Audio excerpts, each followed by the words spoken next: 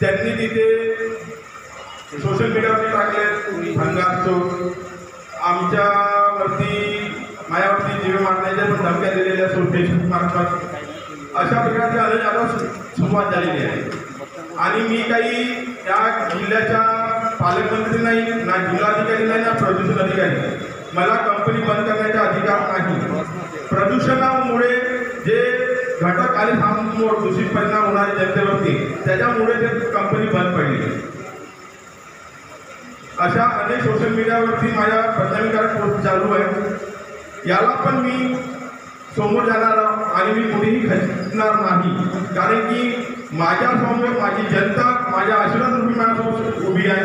माझ्या संपूर्ण बहुजन समाज माझ्यासोबत उभा आहे, कोणासोबत नाही, त्यांची लढत माझ्यासोबत आहे।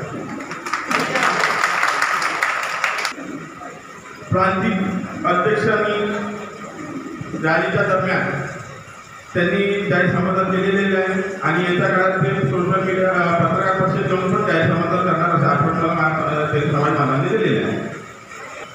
हे राजकीय क्षेत्रातले देवराडे साहेब हे प्रस्थापित असल्यामुळे त्यांना स्वातंत्र्य आहे कोणत्या पक्षामध्ये जायचं, पण त्यांनीच काही दिवसा पहिले पत्रकार परिषद घेतलेली होती का आमच्या तेली समाजावरती अन्याय होऊन राहिलेला आहे, आम्ही तेली समाजाचे उमेदवार देऊ आणि त्यांना आम्ही आपली दावेदारी सोडवू। तेली समाजाचा एकमेव उमेदवार आहे, आता त्यांनी उत्तर द्यायला पाहिजे का ते कोणाकडे आहे?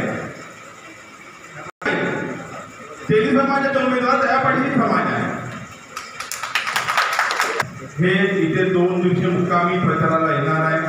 त्यांची येत्या 1-2 दिवसामध्ये तारीख पण डिक्लेअर होणार आहे आणि तिथे ते 2-3 मोठ्या सभा घेणार आहे। त्यानंतर इथे वैयक्तिकरित्या पत्रकाराशी आणि जनतेशी संवाद साधणार आहे आणि त्यांच्याकडून मॅसेज पण आलेला आहे की रोड शो पण होण्याची शक्यता आहे। मी ओबीसीसाठी लढत राहील आणि लढील, त्यामुळे माझ्यासोबत संपूर्ण ओबीसी समाज बांधव माझ्या पाठीशी आहे।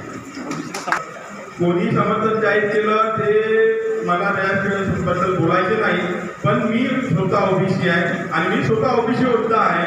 संपूर्ण लोकसभा क्षेत्रातल्या जनतेने बघितलेलं आहे, त्यामुळे माझ्या पाठीशी ओबीसी समाज आहे।